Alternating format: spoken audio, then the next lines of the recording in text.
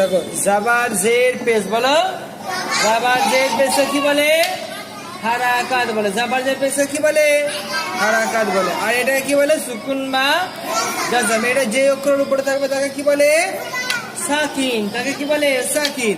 হামজার কয়টা আকার? তিনটা আকারে। হামজা কয়টা আকার হয়? তিনটি। কখনো আলিফের আকারে, কখনো ওয়াওয়ের আকারে,